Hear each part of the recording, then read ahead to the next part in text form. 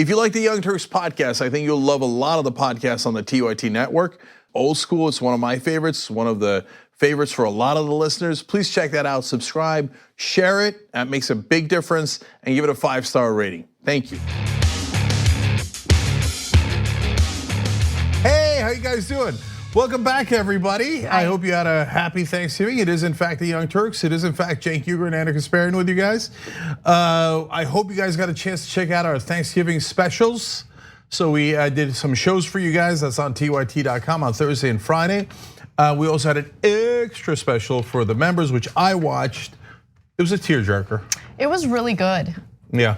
Like, shout out to Hank Thompson, because that was some heavy lifting on the editing side of things. Yeah. Lots of creativity, but it was like, yeah, I did actually cry. You know, I cried when Alex started talking about her husband. And how he's like her best friend, and like started thinking about my husband, and it made me all emotional. It was so good. You guys should check it out. If you're a member only, though. Not saying anything. TYT.com/join to become a member, so that you can, as my kids say, COL, cry out loud. All right, fun for everybody. Speaking of which, just real quick as well, this is apparently Cyber Monday, and the folks at Shop TYT have lost their minds. This is the biggest sale of the year. It's 30% off just today. Everything? Everything. What is this? You gotta get that hoodie, guys. ShopTYT.com, only today, 30% off. It is, in fact, panic time. All right, speaking of panic, we have a Republican leaving Congress and admitting he's guilty. What is this? That's later in the program. We got, of course, as always, election news and Trump news. So, Anna, take it away. All right. The White House continues to complain about the so-called unfair process of the impeachment investigation. They feel that they've been left out of the hearings, that they haven't been given the proper opportunity to defend themselves. However, in yet another opportunity to defend themselves, the Trump administration has said that they will not participate in the House Judiciary Committee's hearing on the impeachment this week. Now, it would be very helpful for Trump to participate in this, or at least have his lawyers participate, but he explains why he refuses to do so in this next clip. Take a look. Why don't you send one of your lawyers to represent your point of view before the House impeachment inquiry? Because the whole thing is a hoax. Everybody knows it. All you have to do is look at the words of the Ukrainian president that he just issued, and you know it's a hoax. It's an absolute disgrace what they're doing to our country. So he claims it's a hoax. His counsel, Pat Cipollone, also claims that this is all a hoax. Of course, we've all now heard from numerous Trump administration officials who have said that he did withhold that military funding to Ukraine in order to pressure the Ukrainian government to dig up dirt on his political rival, Joe Biden. I mean, these are not progressives, these are not lefties, these are people in some cases who donated a lot of money to Donald Trump, and then later in this impeachment investigation testified against him, because the truth is the truth, and it's gonna come out sooner or later. So Gordon Sondland was the one who turned on Trump eventually. So Cenk, jump in. Yeah, so first of all, of course the Ukrainian president didn't say that. He had an interview with a number of European outlets where he said, look, of course it wasn't a quid pro quo, because I wouldn't do that, and I wouldn't want to beg on behalf of Ukraine. He said, on the other hand, it is not good to hold up our aid and to go around calling us corrupt, because that reduces investment in our country, and we needed that aid to protect ourselves from Russia. In other words, he's saying, look, I'm telling you right now, I desperately need America. So I can't tell you right now while Trump is in office that it was a quid pro quo. But I need that aid. I needed it before, I need it for the next time around. So I'm being as clear as I could possibly be that it was not a good thing to hold up our aid. So Trump's characterization of what Zelensky said, of course, totally and utterly wrong as usual. And look, I'm now exhausted at this point dealing with Republican lies. And normally I have fun with it. And we spike them on a daily basis. This is stupid, this is not true, etc. But this impeachment is both Trump and the entire Republican Party, wall-to-wall lie. Take everything you see and turn it upside down. So him saying like, oh, they're not giving me a fair shot. You can go you right there, you're the president. You say they're not being fair to you. You can go testify. Now you say, hey, look, I don't want to testify because I'm a pathological liar and they'll get me on 1,000 things I say wrong. Our point is exactly. Secondly, your lawyers can go.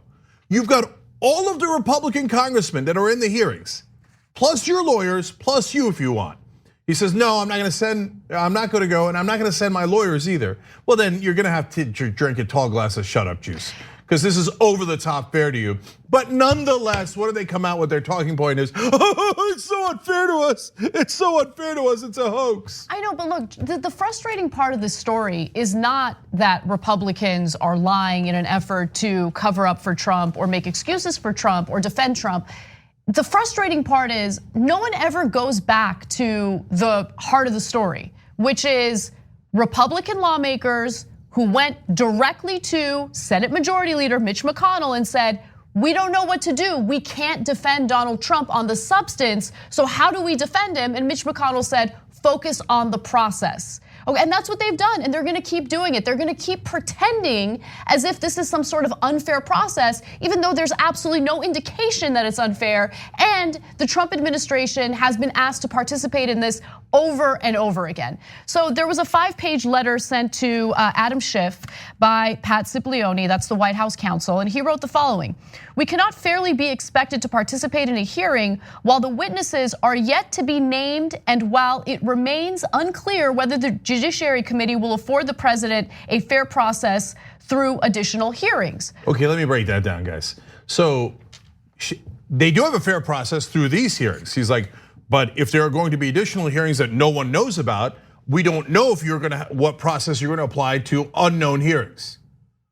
Well, I guess you could use that excuse to get out of any hearing ever, because there might later be other hearings and you don't know the process to hearings that have not been named. What a terrible, terrible excuse. And all the witnesses have been named. That's not how hearings work. So sometimes witnesses are called and some of them are named, and then later other witnesses are called, and sometimes based on the testimony given. So you couldn't possibly name every single witness. By the way, the Republicans might be able to call some witnesses, and they're gonna have to see which witnesses are allowed and not allowed. So by definition, you can't have all the witnesses right now. He knows that, but the point isn't to be legally correct. The point is just to have a fig leaf for Trump supporters to go, oh yeah, that's right, we're the victims. It's been totally unfair. It's beyond frustrating. But one other thing is, look, this House Judiciary Committee hearing is incredibly important, right? So if Trump had any interest in really defending himself, he would want to be part of it. He would want at least his lawyers to be there, because the whole purpose of it is to look at the evidence at hand and determine whether or not there is enough evidence to draft the articles of impeachment. Yeah. And so you would want to have a voice in that process. If you're truly innocent and you truly want to defend yourself, that's what this hearing is all about. And he's refusing to participate because he knows he's guilty. And then he pretends as though he cares about the NATO summit that's happening this week. Remember, Trump notoriously despises NATO, thinks it's nonsense, and goes after our NATO allies all the time. But here he is claiming that the NATO summit this week is incredibly important. He can't be distracted by the impeachment investigation. The Democrats, the radical left Democrats, the do-nothing Democrats, decided when I'm going to NATO, this was set up a year ago, that when I'm going to NATO, that was the exact time. This is one of the most important journeys that we make as president. And for them to be doing this and saying this and putting an impeachment on the table, which is a hoax to start off with. So there you go. He's pretending like, you don't have to be there. White House counsel can be there. White House counsel can defend you. I mean, that's usually what would happen anyway, but he just doesn't want to take part in this. They want to pretend as though this is a illegitimate process. So in the Judiciary Committee, they're trying to determine, as Anna was alluding to, what are the different articles of impeachment? Do we have enough evidence for showing that not only that things happen, but that they were a high crime or misdemeanor, or perhaps another violation of the Constitution? So there is no earthly reason why you wouldn't send your lawyer there. If I was charged with things I didn't do, and we're going to determine what the charges are. Would I send my lawyer? Of course, everybody would send their lawyer, unless they know they have no legal grounds to stand on and they have no factual grounds to stand on. So the only thing they're gonna hang their hat on is not fair, which is what Donald Trump probably cried to his daddy 1,000 times as his daddy spanked him after giving him another bailout after another bankruptcy, right? So, and Trump's back to that. Like Anna pointed out, yeah, you're really worried about NATO. You've been trying to you basically dismember NATO from the day that you got in, thanks to your orders from your boss, Vladimir Putin. So normally when you go to Europe, those are really important because usually those are meetings that are not just NATO, but are a larger group that include Putin, and that's where you get your orders, and that's where you rip up the transcripts of your dialogue with Putin or don't allow American translators. That is the most important thing you do, whether it's you get your orders from your boss normally when you go over to Europe. But in this case, this is just NATO, the people you don't like, i.e. our allies. So this whole thing of like, oh my God, I'm busy working. Oh, please. You know what he did over the weekend? This is one of my favorite things. So somebody, a reporter predicted that he'd spent all Thanksgiving tweeting.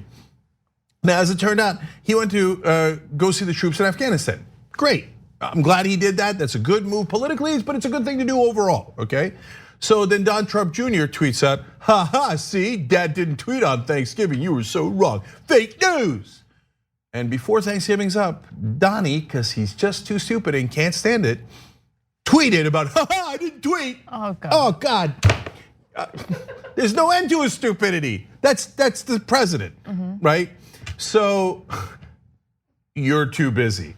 Please, nobody believes that. Not a single person in America or the world believes that. Well, you're gonna go to NATO, and what are you gonna do? You're gonna tweet over there about some hoax, witch hunt, blah. So guilty. It's beyond any reasonable doubt. And so the fact that they're not even showing up shows you they know they have absolutely no case. Exactly. And it is funny because just today, House Republicans released a report, a 123-page report defending Donald Trump, claiming that the Democrats have absolutely no evidence indicating that Donald Trump is guilty of high crimes or misdemeanors, including bribery and extortion. Even though there are text message exchanges, even though there are members of Trump's own administration testifying against him, you have members of the intelligence community, you have various ambassadors chiming in on this and sharing their perspective and their evidence on it. There is an abundance of evidence against Donald Trump. He is unable to defend himself. Republicans are really unable to defend him when it comes to the substance. They just focus on how unfair the process supposedly is, and that's it. That's all it is. One last thing. Fox and Friends this morning is back to, well, if you thought the last set of hearings were boring, these are gonna be even more boring. It's lawyers talking about what's legal and not legal. Snooze fest. What do you do with guys like this? So if your best argument is you might be right and the president we support is a criminal, on the other hand, the way you're presenting evidence against him is boring. Is that an on the other hand? So I feel like every day we come on the show, we have a debate with people who keep telling us that the grass is not green, it's purple. And we have to just like genuinely go, okay, here's the science behind why grass is green and not purple. And every day they come out and they're like, no, the grass is being so unfair to us. And you're being unfair by pointing out science. So we will not send our own scientists, but we demand that you call it purple, or at least even. So that's just not how it works. He's wrong in every way, shape, and form. Look, on the one hand, I want him to go into more charges against him, obstruction of justice on the Russia case, the campaign finance violations on the hush money. On the other hand, I just want to wrap it up because I'm so sick of the Republican lies that we have to knock down every single day that have 0% merit. This is not a conversation between rational actors anymore. They are illegitimate and purposely lying actors, and it's not just Trump. It is now the entire Republican Party. I mean, they own it. They enable criminality. That's what they do. Yeah, it's a criminal supporting enterprise, the National Republican Party. No ands, ifs, or buts about it. Well, what is a strategy that Donald Trump is using to defend himself? This is fascinating because it involves the Clintons. So, Donald Trump is modeling himself after Bill Clinton, even though he claims to dislike the Clintons. He claims to be anti-establishment and very different from the Clintons. He's actually been working with individuals who aided Bill Clinton during his impeachment investigation. And so what is Trump exactly doing with the evidence or the advice he's been given? Well, he's appearing to be busy, right? And he's pushing out this message that while Democrats are wasting their time and resources focusing on the impeachment investigation, he's out there working for the average American and he's working hard. In fact, he shared that perspective during his recent rally in Florida. Take a look. Everybody's getting rich, and I'm working my ass off, that I can tell you. But while we're creating jobs and killing terrorists and taking care of our border, it's really setting records now. You see what's going on. And the wall is happening, it's getting built rapidly, and that's a real wall. The radical left Democrats are trying to rip our nation apart. And now the same maniacs are pushing the deranged impeachment. Think of this, impeachment.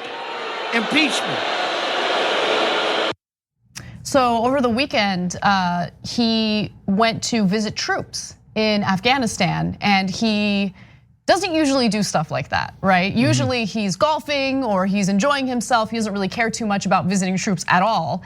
But he visited the troops, and this is part of his strategy to appear as though he's busy, he's looking out for the average American, he's looking out for the troops, while Democrats are hyper-focused on the impeachment investigation. The fact of the matter is, Democratic lawmakers have passed many bills that have stalled in the Senate because Mitch McConnell won't even bring it up for a vote.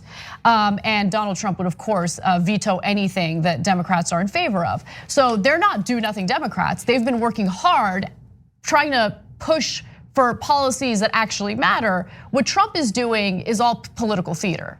Yeah. So first on the rally tape.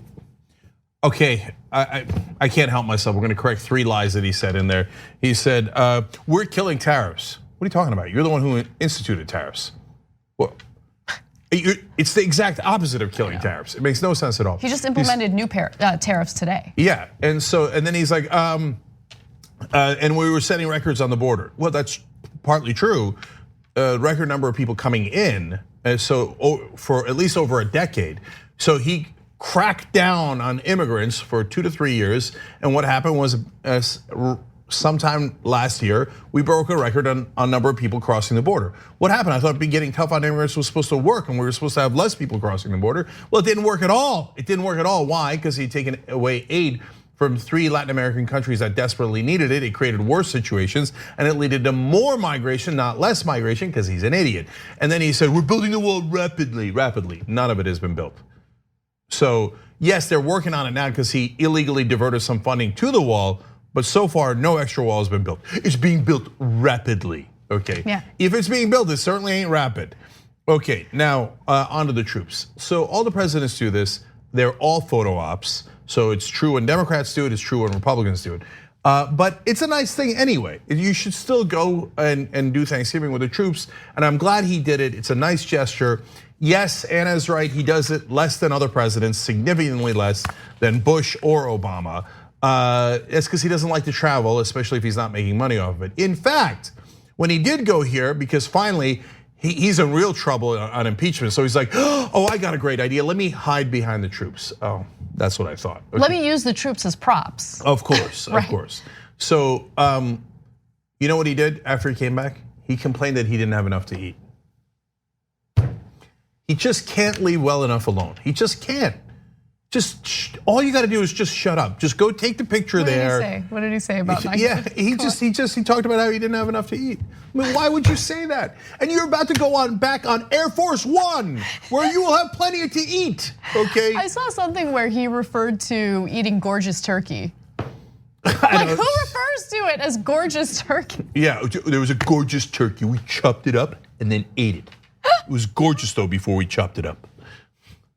Okay, so yeah, I mean, okay, so here's the fascinating part about all of this, right? So he's like, all right, I normally look like I'm a lazy ass with all this executive time and I don't do anything, but like, let me appear busy. And again, he got that advice from Mark Penn, a Clinton strategist. But let's compare the two different presidents and whether or not the strategy will work for Trump. Because it did work for Clinton, but Clinton had other things, other factors that worked in his favor. So one of those factors was the fact that Clinton was much more popular than Trump was. So Clinton survived his 1998 impeachment in part because the economy was roaring and because he appeared to many voters to be relentlessly focused on doing the business of the American people. When Clinton left office in 2001, Gallup measured his job approval rating at 66%.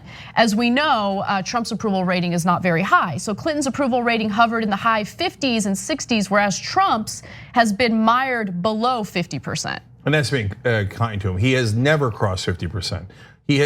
That means he's literally never been popular in this country. Ever during his entire presidency. The highest that I've seen him get is around 45%. That's his peak. He goes down into the mid 30s, which is disastrous. And as you just can do the math yourself there, is about literally half of Clinton's popularity. There are many other factors that were involved. Clinton, at the end of his presidency, I thought did some disastrous things, far too much deregulation of banking, media, etc. But what no one could take away from him was he was a workaholic. Everybody knew he was a workaholic. He worked around the clock, wouldn't stop working. Meanwhile, Trump, to Anna's point, builds in 6 hours of what they call executive time, which is napping, Fox and Friends, and tweeting. Okay, it's very important. And that's it. And that is what's considered his work. That's his everybody knows Trump's the laziest man in America. Everybody knows that, okay? Giant difference.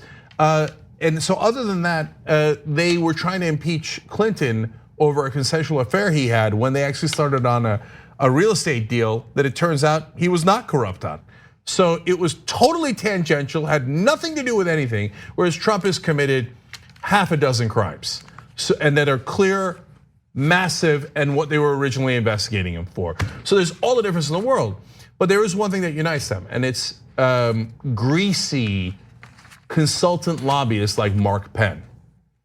So look, guys, I've seen Mark Penn in green rooms, and I think that I'm beginning to. That is a perfect photo to describe what Cenk is talking about right now. Yeah, so I'm beginning to agree with Anna. Look, off air, I'm cordial and amiable with everybody, and sometimes to a point where they're surprised. They're like, I thought that was that angry guy online. Right, but as I've told you a million times, in my real life, I'm happy-go-lucky. It's just the news pisses me off, right? But maybe Anna's right. She doesn't talk to people in the green room, etc. I mean, Mark Penn. This is the exact Democratic consulting group. No moral core at all. Right. Oh, I'm getting paid? Who cares? Clinton, yeah. Help the bankers. Yeah, let Murdoch buy everything in media. Yeah. Okay, but we're Democrats. You can't criticize us. Then he turns around and helps Trump. You still a Democrat? You ain't a Democrat. You never were. You have no moral core at all. So money. Here, let me try to help Trump trick people and get away with his crimes. And so, look, Mark Penn is Mark Penn, and he is among the worst of the worst. But it's not just Mark Penn. A lot of these Democratic consultants, they will then turn around and go wherever the money is. Oh, you want to run as a third party candidate and maybe get Trump elected? No problem, you're a billionaire. Money. Everything's about the money that they can get their greasy hands on. So that's who Mark Penn is, and a lot of his buddies in the Democratic consulting class that runs Washington. They don't care about any principles. And look at that, it's the minute Trump offers them money, they go running like dogs to him. Of course. And look, my read of this is that it's gonna work, right? I mean, the photo ops, the one thing that Trump is really good at doing is self-marketing and self-promoting. So even though we know the truth and even though we know what's actually happening behind these photo ops, he's not really doing anything for the American people. A lot of this stuff is more symbolic. The fact of the matter is it is gonna work with people, and it sucks. Democrats should have an anti-Trump. I mean, it ain't Schiff. Please don't let it be Schiff. But what do you mean? He's so energetic and enthusiastic. Yeah, assign someone to knock down every one of his talking points. Say, this is our Trump talking point slayer, okay? Make it Rashida Tlaib. You know what? Oh no, we can't do that. She was originally in favor of impeachment. Yeah, that's right. and she was right. Oh, no, but she'd be really aggressive. That's the whole point, okay? Every time, that was a fun Freudian slip. Every dumb I said for Trump, right? Every time he does a talking point, oh yeah, well I was busy, not getting enough food with the troops, right? Have Rashida or whoever you pick, but they've got to be strong and aggressive. Come out and say, no, that's not true. Here's your talking points of the day, defeated, and have charts, put up big posters so the media can pay attention. Have someone knock down every one of his stupid lies. Democrats, this is not that hard. Please get in the ball game. We got to take a break. When we come back, we have a breaking news story on a congressman from California who's about to plead guilty to a crime. We need to talk about a relatively new show called the Republic, or UNFTR. As a Young Turks fan, you already know that the government, the media, and corporations are constantly peddling lies that serve the interests of the rich and powerful.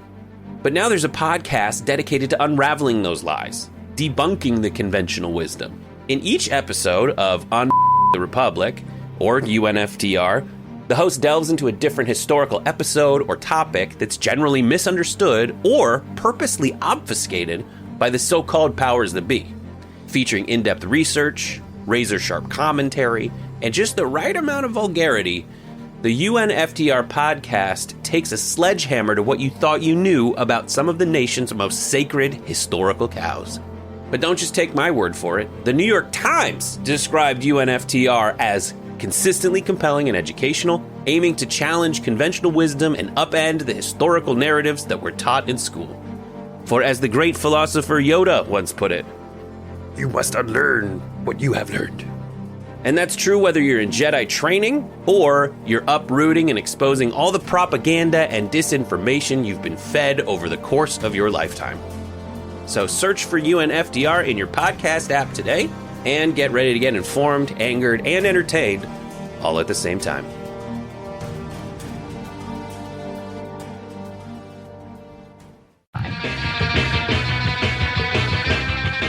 All right, back in the Young Turks, let's go to member section as usual. Sharon says, crap, I missed it. Is there a code for the sale today? You didn't miss it, I forgot to tell you. Thank you for asking. Yes, the Shop TYT Cyber Monday ballistic sale does have a code. It's treat yourself. Why is it that? I don't know. But okay, boomer. All right, no, I got it, but like we're cool, we're hip. Treat yourself, okay? Oh my God. YOSELF. Okay, shoptyt.com, 30% off. Okay, this is the biggest sale of the year. It's only for today, so yes, panic. And thank you for asking, Sharon. Jackson says, hey, Cenk and Anna, I want to thank my endlessly awesome and beautiful wife, Jessica, for letting me use some of our wedding gift money to buy 5 new shirts from TYT.com. She is generous. Okay, you guys are awesome. They arrived over Thanksgiving weekend and I couldn't be happier. Thanks to TYT for being an awesome part of our marriage, and to you, Mrs. Bunny, for embracing my infinite love of TYT. Cheers. Who doesn't love these guys? Is their last name really Bunny? Or is that like a No, I don't know, but I would be surprised. No, it's obviously. It's a cute nickname, I like that. So yes, Jackson and Jessica Bunny, thank you. Brian Wagner says, by the way, Ida Rodriguez was amazing at Magooby's Joke House on Saturday night. Don't doubt that at all. FunnyIda.com for all of her dates when she's performing in your neck of the woods. Naveen Gundamogula writes in, I believe Trump said killing terrorists, not tariffs. So we're gonna go back and check the tape on that. If he did, my bad, and thank you for pointing that out. We do the show together. Thank you for participating. That was on Twitter, #TYT Live. Talk to us on Twitter. Last is YouTube Super Chat. Jacoby Gardner says, it was fun seeing Cenk on Hassan's stream, and it needs a guest appear on it next time as well. So this is Hassan's Twitch stream, which is not related to us, but I did go on as a guest over Thanksgiving. And I showed him my triceps, so if you want to check that out. All right, Rbuckle123 says Trump's presidential library is expected to be completed as soon as he finishes coloring the second book. So great comments, guys. Thank you, we appreciate it. All right, we have a big news story. Republican Congressman Duncan Hunter plans on pleading guilty to one of the 60 criminal charges against him related to illegal use of campaign finance money. So he had used some of his campaign funds for all sorts of personal reasons, and of course that's against the law. So he has released a statement saying, "The plea I accepted is misuse of my own campaign funds, of which I pled guilty to only one count. I think it's important that people know that I think it's important that people know that I did make mistakes. I did not properly monitor or account for my campaign money. I justify my plea with the understanding that I am responsible for my own campaign and my own campaign money." Now, this is a huge reversal because as we know, we've talked about this story on the show extensively. He had denied any wrongdoing, but there was a great deal of evidence showing that he had spent the money on dental work, on trips with his family, on tactical military gear, tactical pants from a military store. He also golf, exactly. So all sorts of personal things that he's not supposed to use that money for. He also said, "I'm confident that the transition will be a good one," referring to his seat in Congress. "My office is going to remain open. We're going to pass it off to whoever takes this next seat. I think it's important to keep the seat a Republican seat." Well, it's not up to you. And so it's really unclear whether he's going to resign, but it seems like he's giving us a little bit of a hint that he plans to. Okay, so look, he might be going to prison, so that would be excellent, and of course he should. One of the other things he spent the money on was flying his pet rabbit across the country.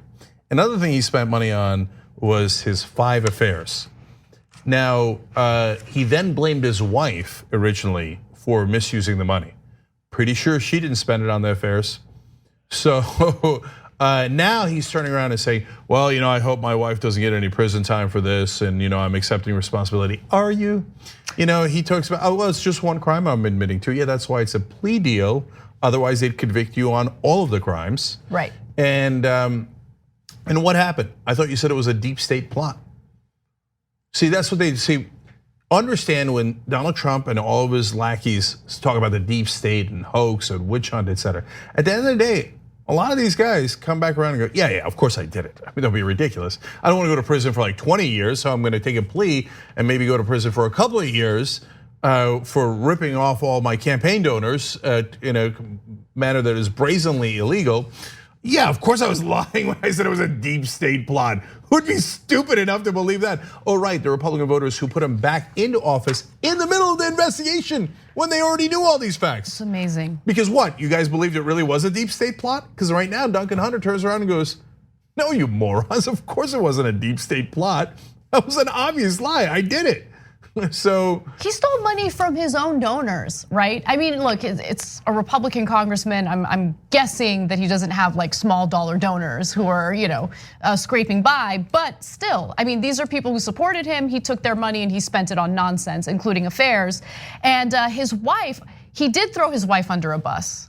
But then his wife pleaded guilty and confessed to everything, which of course threw him under the bus. So he really had no choice but to take a plea deal, which it appears he's doing here. And he did release a statement about his wife. He specifically said, "Whatever my time in custody will be," by the way, she's facing 5 years, but she'll probably serve much less, "I will take that hit. My only hope is that the judge does not sentence my wife to jail. I think my kids need a mom in the home." Probably needed a dad in the home too. Where are the fathers? Apparently having affairs in Washington, D.C. Yeah, with ill-gotten gains. Maybe you should have thought about your wife going to jail before you threw her under the bus. And maybe, like Donald Trump, you should have put a couple of thoughts behind, hey, if I throw everyone that is closest to me under a bus, I might not have anyone left to support me. But like Donald Trump, you're an idiot, and so you didn't think that through at all. And now come around and have to admit that you were in fact guilty. And this is the easiest prediction of all time. Later, when he gets out of prison, he'll say, "Well, no, I mean, did I plead guilty? Did I serve time? Nah, but I didn't really mean it. It was a deep state plot all along."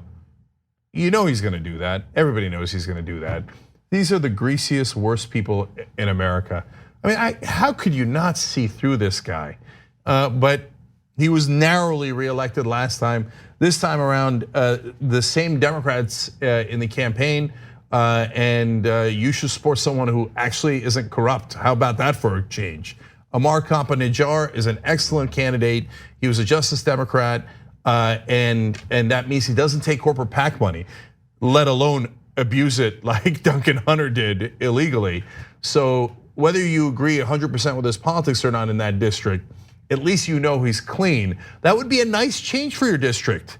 So if you want to find out more about him, it's campacampaign.com, C-A-M-P-A campaign.com, campacampaign.com. A great, solid progressive in that district, but most importantly, clean and uncorrupted. All right, let's move on to our next story. Vladimir Putin and Donald Trump have been pushing this nonsense conspiracy theory involving Ukraine and how it allegedly tried to meddle in our 2016 presidential election. Now that has been debunked over and over again, but that hasn't stopped some of Trump's lackeys from regurgitating this propaganda. One of those lackeys was Senator Kennedy, who recently went on Chuck Todd's show, Meet the Press, and found himself having to defend the statements that he made about Ukraine. Take a look. Now, come on. I mean, I got to put up, you realize the only other person selling this argument outside the United States is this man, Vladimir Putin. This is what he said on November 20th. Thank God nobody is accusing us anymore of interfering in US elections. Now they're accusing Ukraine. Well, let them sort this out among themselves. You just accused a former president of Ukraine. You've done exactly what the Russian operation is trying to get American politicians to do. Are you at all concerned that you've been duped? No, because you just read the articles. Do you believe The Economist magazine is a reputable journal? It's been around, I think, since 1843. Let me put it this way, Chuck. Let's suppose, and I don't believe it, but you're right, and I'm wrong. Then what harm would it do to allow the President of the United States, who has a demonstrated record fighting foreign corruption, to introduce evidence? Why doesn't he? What harm would it do? He has been That's called provided. He has been provided every opportunity to provide exculpatory evidence on any of this, and they have chosen not to. No, he hasn't. No, he hasn't. So he was suggesting, Kennedy was suggesting that Ukraine, there's a possibility that Ukraine could be guilty of hacking into the DNC server to obtain those emails. Again, look, Fiona Hill, who is part of the intelligence community, testified during the impeachment investigation and specifically called this out and said, look, there are some Republican lawmakers who keep pushing this propaganda that Ukraine was behind that hack. And Ukraine was absolutely not behind that. It was 100% Russia. We have evidence to show that. And this is incredibly harmful toward Ukraine. And by the way, it's totally harmful toward everything that's going on right now because it delegitimizes every single part of our government, right? Just to do Donald Trump and Vladimir Putin's bidding. So let me be as clear as we can possibly be about what a wild conspiracy theory it is that Ukraine interfered in an election. So what is the theory? Well, Trump laid it out in the call with Zelensky, the Ukrainian president. He said, look, CrowdStrike has a server in Ukraine, and so I want you to investigate that. Now, Trump has said that CrowdStrike is a Ukrainian company that took the servers of the Democrats, the DNC servers, and somehow brought them over to Ukraine and are still hiding them in Ukraine. CrowdStrike is not at all a Ukrainian company. It's an American company based in Sunnyvale, California. The material, the information that the people who hacked the DNC servers got is not in a server, it's in the cloud. There's no physical server in Ukraine or in Sunnyvale. It's in the cloud. I like that I pointed out. Okay, so there's no basis at all for this wild, insane conspiracy theory. So then the people who originally put out that conspiracy theory, turns out, was not Trump, it was Putin. So Putin says, oh yeah, I think the Ukrainians have a server that they're hiding, right? And Trump doesn't know anything about a cloud, doesn't know anything about servers, doesn't know any of that, right? So he says, oh, Vlad told me to tell you guys that it's Ukraine. That works for me, that works for Vlad, it works for everybody who's crooked. So now the entire Republican Party is like, yep, nope, there is no cloud, it was a server, it's a Ukrainian company, I don't care that it's based in California. I'm just gonna lie to you on behalf of both Donald Trump and Vladimir Putin. The entire Republican Party, they've all become stooges for Putin. It is disgusting, absolutely disgusting. If the Democrats had done 1% of this, 10% of this, the Republican Party would have shredded them.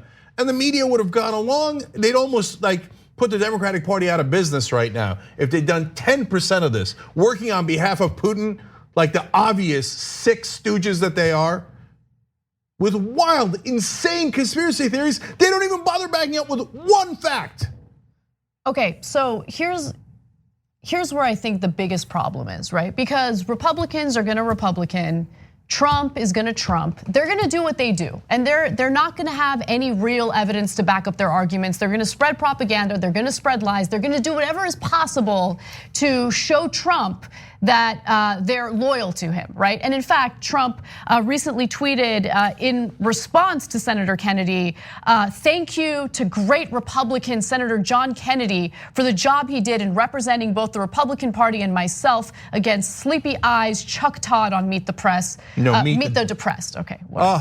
Meet the Depressed, that's so clever. Not remotely clever. Okay, so they're his lackeys. Of course, they're gonna go on any show, any network or cable show, and pretend like they're supportive of Trump, that they believe him, that they think he's innocent, because they care about their political careers. So stop having them on the shows. Look, the reason why we talk about it on this show is because you need someone in the media to debunk this nonsense. Otherwise, you just have all these mainstream media outlets who provide the platform, but very rarely challenge these lawmakers. Now, in this case, Chuck Todd, congratulations, you challenged Senator Kennedy, but more often than not, he doesn't, which is why this clip made news. Everyone's like, whoa, Chuck Todd. Did you guys see that? He challenged him. It's amazing. Let's all give him a big round of applause. Great. How about don't have these people on anymore? If you know they're lying and they're gonna lie, it's predictable. Why have them on? Nah, I mean, look, they're good at media blackouts. They've done it to Andrew Yang. They've done it to other, Democratic candidates. And in that case, I think that it's completely unjustified, completely unfair, because we're just talking about someone who has different ideas. Let's hear them. In this case, you have people who are enabling criminality in the executive branch. Yeah. So, well, your last point's really good. But let me disagree with the first one. I think you should have them on, but that should not be the exception, it should be the rule. I thought Chuck Todd did a good job there. And I liked that he had Putin's quote ready to go. It would have been great if they had Fiona Hill's quote too, but that's nitpicking. An actual aggressive challenge. I agree with you, Anna, that it's making news because the mainstream media almost never challenges Republicans. So when they do, they're like, whoa, where did that come from? But give credit where credit is due. Chuck Todd did a good job on that. He's done a good job on this issue before. And so I think you should have him on and shred them. So that's a fine point of disagreement to have. But your second point is a bit devastating, because the mainstream media will say, what am I gonna do? That's the Republican Party, that's half the country. Well, not really, it's now about 35 to 40% of the country, but I gotta have them on. They're one of the major parties. I'm actually very open to that argument. I agree with that. On the other hand, but you never have Andrew Yang on, you never have progressives on. So progressives are arguably just that wing of the Democratic Party, according to the polling, is larger than the entire Republican Party. I can show you a dozen polls, but do you have any progressives on? I mean, sometimes because you're forced to, you'll have Bernie Sanders on because he's top 2 candidate, but even then it's barely, right? But you like almost never have any progressives on to say things that are true and rational, but yet you fill your airtime with these guys who are now, I mean, John Kennedy used to be a person with some degree of intellect and some degree of principle, even though I disagreed with him on everything. Now he's become the saddest little puppy dog 100% for Donald Trump. 100%. But I have to add one other thing, because let's be fair. It's not just about Republicans. Right before that interview with Kennedy, he interviewed Amy Klobuchar. And Amy Klobuchar put out a bunch of lies regarding what Medicare for All would actually do. That I guarantee you he didn't challenge her on. He did not, that's my point, Okay, so it's frustrating, because they know everything is so predictable. Chuck Todd, in response to Kennedy, had that graphic ready to go because he already knew what Kennedy was gonna say, right? They know what they're doing, and the fact of the matter is, A lot of our societal issues come from the fact that the media is not doing its job. They refuse to challenge certain lies, and then they platform people without challenging them when they're enabling criminality most of the time. In this case, again, Chuck Todd did challenge Kennedy, but how did we get to this point? How is it that so many Americans right now believe the nonsense and the lies coming from the Republican Party? It's because the media consistently has failed to do its job. Well, look, if they were doing their job, and see, this is where they would say, oh, no way, we can never ever say this. They would say that the entire Republican Party is lying. On this issue, there is no question. You don't have to say they're lying about being pro-life or pro-choice, that's an opinion. But there are actual facts in the world. And when the Republican Party lies in its entirety on the issue of the server in Ukraine and almost every other defense of Trump on impeachment, they are actual provable lies. And it is your job to say, yes, it is the entire Republican Party. And they would never say that because they'd be like, oh no, we would offend Republican viewers, we would offend Republican Party, they wouldn't give us access. Okay, then fine. Just say, look, admit it. You should run a logo that says we do political correctness on behalf of the Republican Party. We don't tell you the whole truth because then we might lose access to Republicans. And by the way, we also, much worse when it comes to the Democrats, we cover up 3/4 of the truth. So we never tell you that Medicare for All actually provides you better insurance than private insurance. Exactly. That it covers more. We never ever tell you that. We never ever tell you that the current system costs twice as much as any other country that has single payer. We never tell you that. In fact, we tell you the replacement, it would be more expensive, which is just a flat out lie, but we all say it and we platform all the moderate Democrats, all 32 of them in the race, right? And we never challenge them on any of that. And whenever there's a progressive on, we yell at them, oh, Bernie Sanders, this is gonna cost too much money, even though they're totally wrong on that issue. So look, yes, the mainstream media has massive problems in how they're covering politics. You should care about the facts and not about your desperate need to appease mainstream Democrats and lying Republicans. When we come back from the break, we're going to do one of my favorite segments on the show as the White House turns. But I also want to let you guys know that Emma Vigeland will be joining us for hour 2. Our very own Emma Vigeland in studio in LA. She will join us for hour 2. We'll be right back. At TYT, we frequently talk about all the ways that big tech companies are taking control of our online lives, constantly monitoring us and storing and selling our data. But that doesn't mean we have to let them. It's possible to stay anonymous online and hide your data from the prying eyes of big tech. And one of the best ways is with ExpressVPN. ExpressVPN hides your IP address, making your activity more difficult to trace and sell to advertisers. ExpressVPN also encrypts 100% of your network data to protect you from eavesdroppers and cyber criminals. And it's also easy to install. A single mouse click protects all your devices. But listen, guys, this is important. ExpressVPN is rated #1 by CNET and Wired magazine. So take back control of your life online and secure your data with a top VPN solution available, ExpressVPN. And if you go to expressvpn.com/TYT, you can get 3 extra months for free with this exclusive link just for TYT fans. That's expressvpn.com/TYT. Check it out today.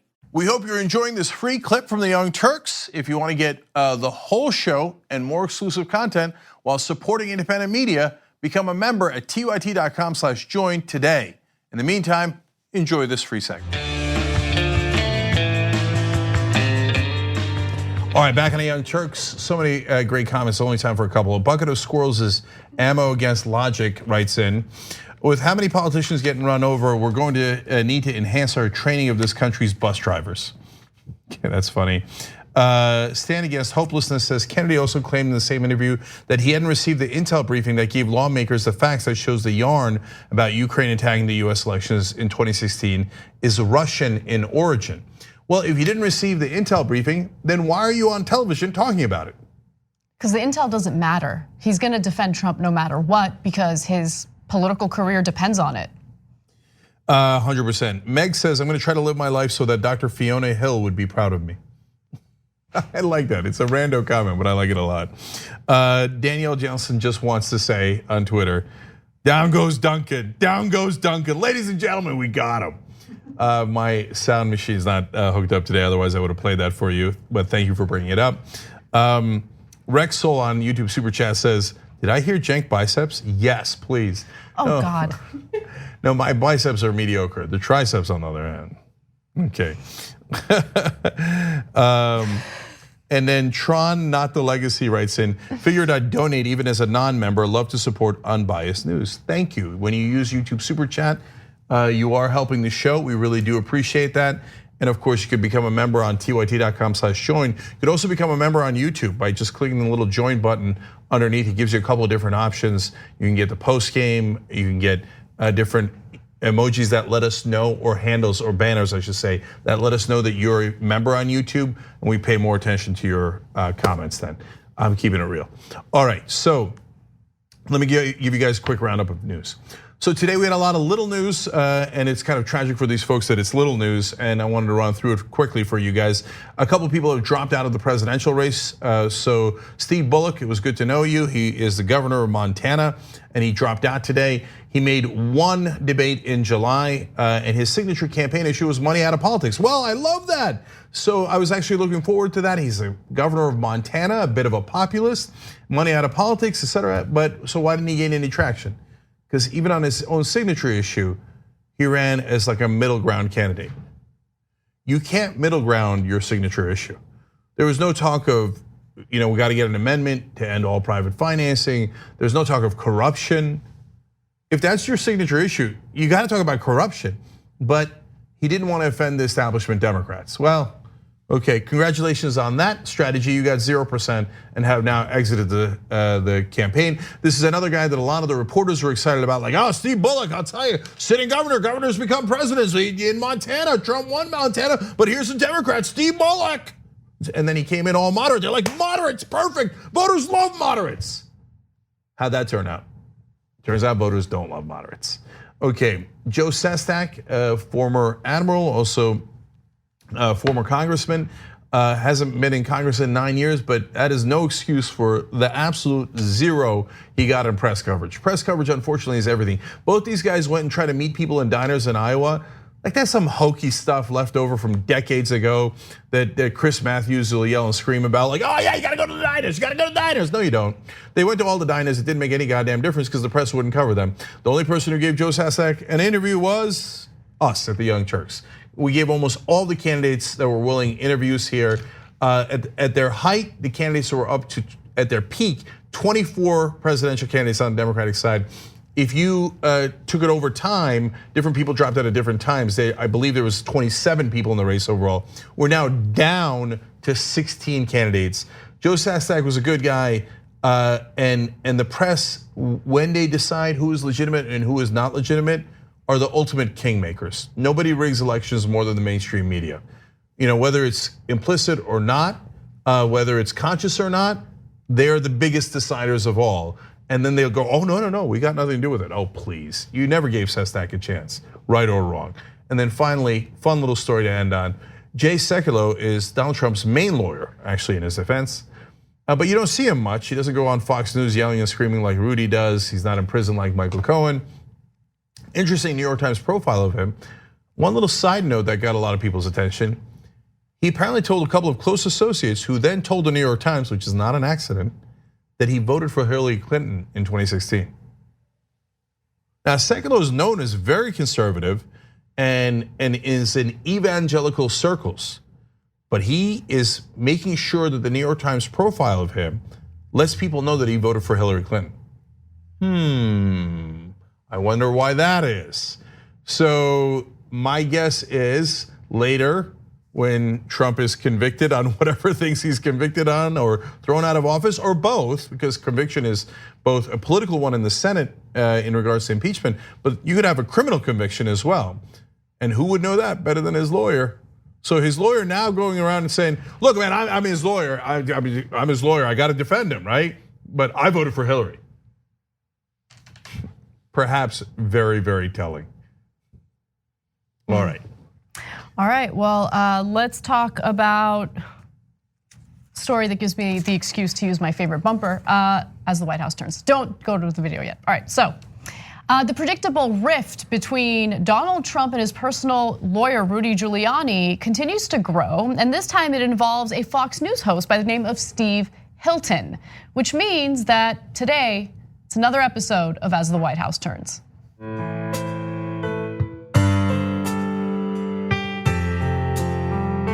Made some very big mistakes. I asked for his resignation. I'm disappointed in the Attorney General. Look, we all know that Trump is itching to throw his personal lawyer, Rudy Giuliani, under the bus in order to distract from the fact that Donald Trump also did questionable things when it came to Ukraine. That's why he's facing this impeachment investigation.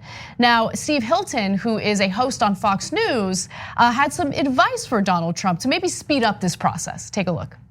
We learn more disturbing details about Rudy's role. It turns out that the former mayor's own personal business interests are wrapped up in all this. To put it simply, he's been trying to enrich himself on the back of his relationship with President Trump. And you know what? I'm just fed up with the lot of them. Rudy Giuliani was a great mayor and a great leader, but he's turned into an unmitigated and now it seems unethical disaster. While President Trump has been trying to govern for the American people, all these hangers-on have been trying to make money for themselves off Trump. They're a bunch of chancers, grifters, and spivs, taking advantage of the president to do dodgy deals in the world's shadiest places. Before they completely derail this presidency and its substantive historic policy results on China, the economy, and much more, it's time to dump these toxic chumps.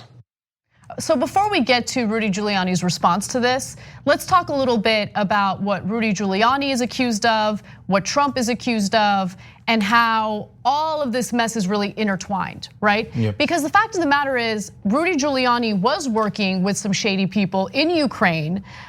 Those people were probably working with Rudy Giuliani because of his close relationship to Donald Trump, but Donald Trump had his own objectives, he had his own agenda, he had his own wants, which were very clear in the memo that we saw, the phone call between Trump and Vladimir Zelensky, the president of Ukraine. Trump wanted political dirt on his political rival, Joe Biden. And he said repeatedly in that conversation that Zelensky should speak to Rudy Giuliani and William Barr, his attorney general. Okay, but Rudy Giuliani also had his own business dealings going on. And so Steve Hilton isn't necessarily wrong there, but he's on purpose, in my opinion, leaving out the lack of legality with what Trump was doing and trying to dig up dirt on his political rival. Yeah, he's half right and half comically wrong. So Steve Hilton's an interesting character. I interviewed him here at the Young Turks. You should check out that interview because he's not a normal conservative. He is an independent thinker and sometimes will agree with the populist left. So I find him to be an interesting character and one that is oftentimes intellectually honest, but not in this case. So the part that he's right about is, as Anna pointed out, Giuliani did have side deals. Steve Hilton is right to point that out. He's right to say dump him, except that Giuliani says, I've got insurance. Then later went and said, oh no, Donald Trump, I was just kidding about my insurance, wink, wink, wink, wink, right? So that gets to the part that Steve Hilton is obviously wrong about, and I'd be surprised if he didn't know he was wrong. So just because Giuliani has a side deals doesn't mean that what he was doing with Trump wasn't also unethical, and you know that. And so, he makes it seem like, oh my God, Donald Trump has been doing these wonderful policy initiatives, and he's been doing yeoman's work and the people's work. He's working so hard, getting such good results. Oh, poor Giuliani betrayed it. I mean, poor Trump got betrayed by Giuliani. He's such a good, well-meaning soul that he didn't know that Giuliani was doing this side business. Oh, please, you don't believe that. Nobody believes that. So you lose all credibility when you say comical things like that. Trump's policies have been a total disaster, nor does he care about any of those policies. He cares about being a grifter. And the reason he picked Giuliani is because peas in a pod. Exactly. The same reason he picked Michael Cohen, the same reason he picks every criminal in his administration. It's not the bug, it's the feature that they are fellow criminals. So the Ukrainian business partners that Giuliani was working with, Lev Parnas and Uygur Fruman, were pushing Giuliani to get Donald Trump to fire Fiona Hill, right? No, I'm sorry, not Fiona Hill, Marie Yovanovitch, because Marie Yovanovitch was the ambassador to Ukraine who was actually holding corrupt people accountable. And Lev Parnas, Igor Fruman, according to what Parnas has said, wanted to get rid of Marie Yovanovitch, right? So they were using Rudy Giuliani's help and his relationship to Donald Trump in order to accomplish that, and they did accomplish that. So that's part of the issue here. Now let's get to Giuliani's response to Hilton, because it's hilarious. Of course, it's on Twitter, and he says, "I have not taken a penny for representing my friend President Trump. I'm outraged that Steve Hilton reported that I was trying to pursue private business deals in Ukraine to enrich myself, when in reality I've made zero in Ukraine. Very lazy reporting." Hold on, I gotta clarify. Yes, like Trump, he was too stupid to consummate the deal. So they had papers that Rudy Giuliani signed to do these deals, but he couldn't finish it and get paid. So now, like Trump, he turns around and goes, well, look, I went in with a gun to a bank and asked for the money, but it turns out they didn't have the money, so I'm not guilty. Yeah, that's not how the law works. That's still bank robbery. And so he's like, I went to go make the side deal. I signed the paper saying, hey, I'd love the money, but God damn it, I didn't get the money. Well, that doesn't make you not guilty. And Giuliani is a former prosecutor. That's how he came up in the first place. He knows that. Yep. He continues to write in this Twitter thread, since representing Trump, I have considered and turned down all deals in Ukraine. You didn't turn it down. Even those not presenting a conflict. Lawyers tell me Steve Hilton is a wild card and I should sue him for libel. He recklessly disregarded the truth. Okay, so one thing that I just want to remind everyone about is that Giuliani can't keep his facts straight, he can't keep his story straight. In fact, he admitted during a recent interview with Glenn Beck that he's still communicating with the Ukrainians. Take a look. There are several prosecutors sitting in Kiev right now that want to come to the US to testify to that. And they are not being given visas by our State Department. Pompeo is the head of the State Department. President Trump is the president. All I can tell you is that for 3 or 4 years, that embassy has deliberately interfered with the ability to develop this story. I know that. You give me their names, and I will go and bring the story. I will give you their names. Okay, Absolutely. great. We will go to Ukraine and get that. 2 of them today. In contact with 2 of them today. Oops. These are the corrupt prosecutors, by the way. Yeah. It's amazing. So look, it was a nice meeting of the minds, because Rudy thought, I'll do a side deal with the people in Ukraine who are corrupt, who want to get rid of the American ambassador because she's fighting against corruption. And then he goes and tells Trump, she's fighting against corruption. You want to do corruption in Ukraine. He's like, oh great, let's fire her. Right, so they're both like, hey, we'd like to fire her because she's fighting corruption. And so maybe for different reasons, but they both wanted to do it. And then of course Trump turns around and goes, yeah, I fired her because I wanted to fight corruption. Oh, come on, no. But my last question is, why is Glenn Beck's studio buried underneath the sea? Okay, can we bring it back up again? Because it looks like behind him, he's doing the show from underneath the ocean floor. And you see it? Like, oh my God, that is hilarious. A secret bunker buried deep beneath the sea. But they discovered something they shouldn't have discovered. A new movie coming out soon. Maybe it was the thing that wrote the beautiful mind drawings on the chalkboard next to him. Oh my God. Okay. All right, we're gonna take a break. When we come back, Emma Vigeland joins us for hour 2. Go. Thanks for listening to the full episode of the Young Turks. Support our work, listen ad-free, access members-only bonus content, and more by subscribing to Apple Podcasts at apple.co/TYT. I'm your host, Cenk Uygur, and I'll see you soon.